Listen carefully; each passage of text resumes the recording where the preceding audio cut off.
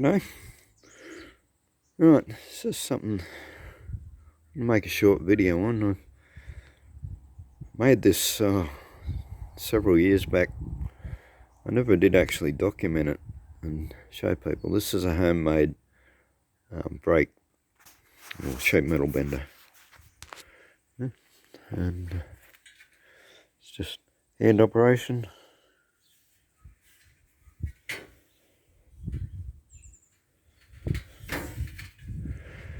Okay, we've got, this is, I didn't buy any of this, not one piece.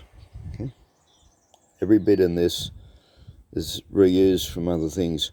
This bar, this C-channel bar, this is Hydro Tasmania, which is, this is what they use for the stanchions that carry the power lines.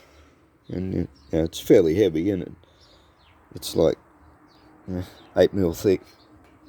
And at first I thought that would have been plenty strong enough, but it wasn't even close. It just bent. That's why I've got all these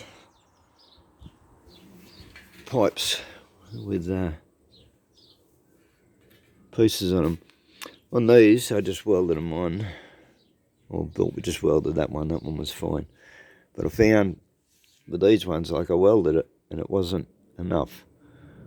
So I had to cut them off again, and I've just used pieces of threaded rod and a bit of pipe to fit into it.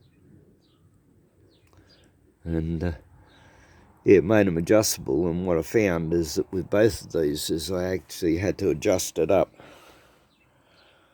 so that it was bending. Like, when it was flat,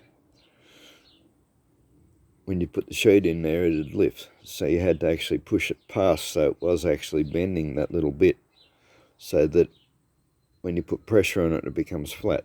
If you can, it's pretty. It's pretty simple. Just a couple of bits of pipe with a spreader in the middle.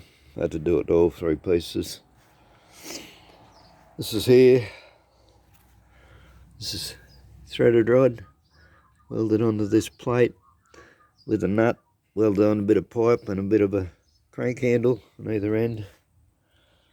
And that just winds it up or down. I don't know how I managed it, but I've got actually, one's a left-hand thread and one's a right-hand thread. Actually, this is the left hand.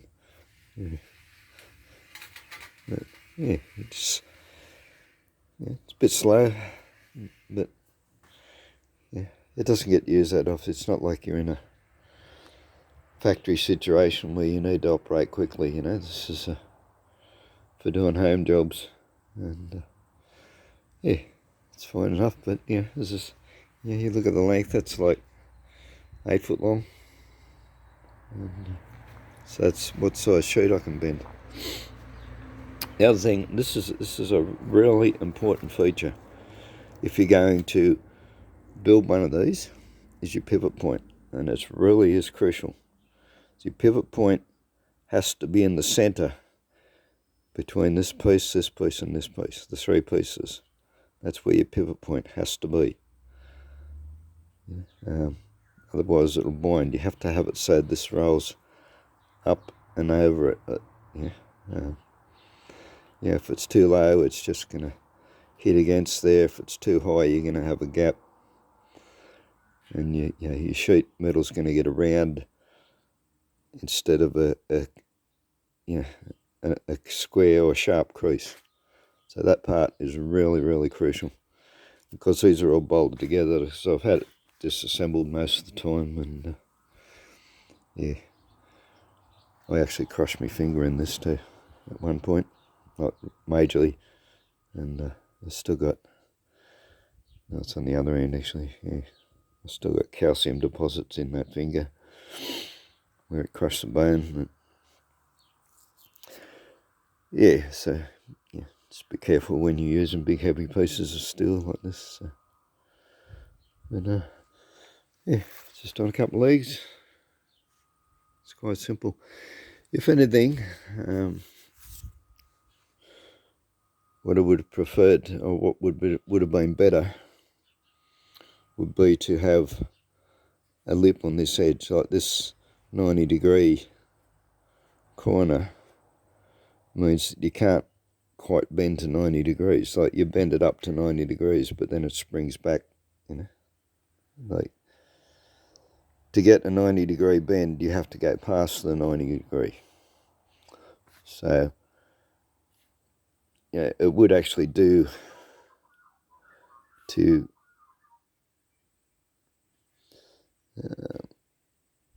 cut this lip off, take it back a little bit, weld it back on, or add a piece onto this edge, just so that you can go past the 90 degrees. And that may still happen in the future, I don't know, but I mean, it's not that big an issue. So this is the thing with sheet metal. Once you've got that, once you've got the crease in it, the bend, the sharp bend, you can then adjust it, more or less just by hand. You just push on it, and it won't bend anywhere else. It'll bend where you've already bent it. So if you've already got that crease line in it, you can pull it backwards or forwards, and it will bend on the crease line. So, as I said, not being able to get 90 degrees on this isn't that big an issue, and it wasn't an issue for what I was doing anyway, or what I made it for, because it's not a 90-degree bend that I needed. So it was less than that, so it wasn't really an issue. This is what I made it for. These are the pieces of tin that haven't gone up in the roof yet. So you can see there's the two bends in them. That's why I needed it quite long. And what they do. I don't know if I can actually get high enough to see it, to show you, but I'll try. Up on the roof of my house. I'll climb up on the trailer a bit. See if I can give you a view of it. Hey, right, you can see the white tin between the roof of the house and the veranda. So because I filled in the underside of the veranda with fibro, you got to make sure it doesn't get wet. If the fibre gets wet, it'll just fall to pieces. So, so that's what those pieces of tin were. When they go under the sheet of the roof, they come down the gap and then come out over the top of the veranda timber.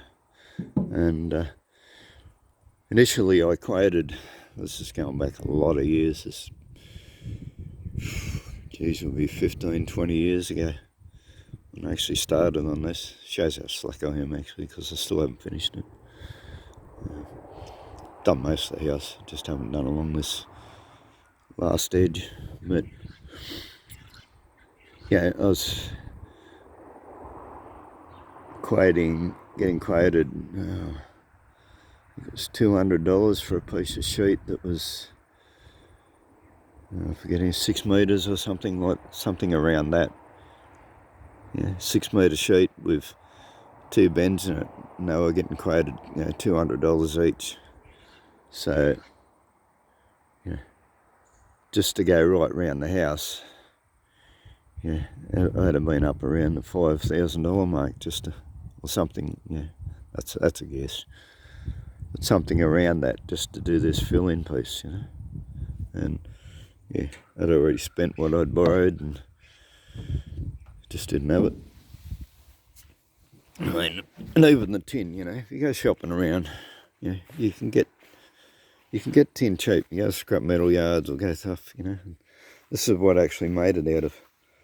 I got all this stuff for free, which was a bonus, but this used to be wall lining off a gym that got burnt down. And what I had was 3-inch styrofoam, and it's just 2 sheets of tin with 3 inches of styrofoam between it. And so that's where all the tin came from. And just had to clean the styrofoam off, and yeah, that's a bit of a pain. You got to try and get it off in as big a chunks as you can and bag it all up, because this stuff just goes everywhere and it's just permanent. It'll just, you spilled it on the ground and 10 years later it'll still be blowing around, it'll still be in your garden, it'll still be everywhere. It's just, you really got to be,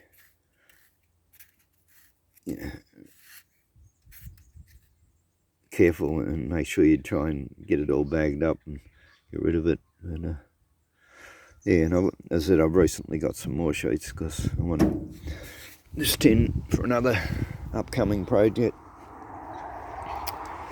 And yeah, anyway, just wanted to show you these things. So if you try hard enough, there's ways around just about everything. You just got to give it a bit of a thought and look into it, So, as I said, I've managed to get all that tin for free. Oh, not completely. I've had to buy a few screws and some silicone because each piece has had to be overlapped and had run silicone beads between them. This is the other thing. Just recently watched somebody trying to make up sill panels and trying to curve the sheet to match the sill, and he's gone about it in rather a difficult way, and it's really quite easy. And I'm actually going to make up a piece. I've got all these bits of pipe, different sizes. I mean, even piece of copper log. That's a fairly uniform round. You can use that to roll sheet metal over. You just got to clamp it on something. You put another bit of wood up against it, run clamps on it, or screw it or something. To hold something to slip your tin in between so that it holds it, so you can pull it around. But what I'm going to do, except that I really don't want to cut this bit of pipe because that's my steam bender, but might have to. Suppose I can always make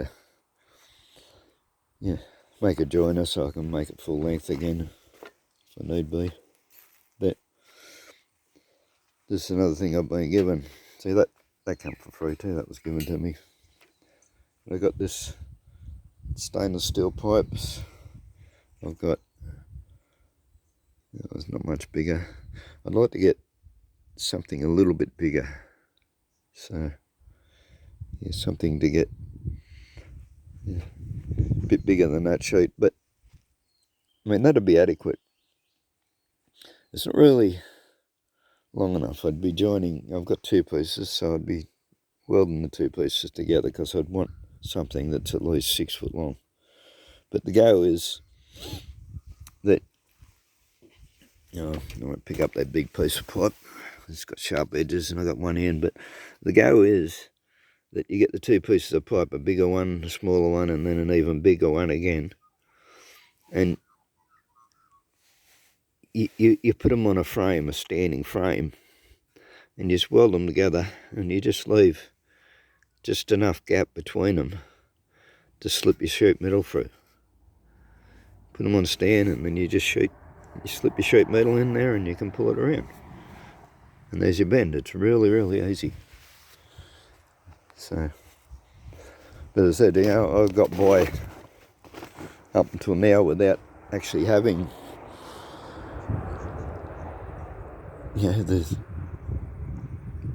equipment, without having this rolling equipment that I'm intending to make. But as I said, that's all I've ever done, is I've just found something that's the right round, clamped it onto it, and just pulled it around.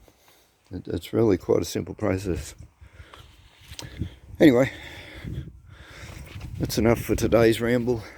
Hope it's helpful, and hit the like, please. Bye.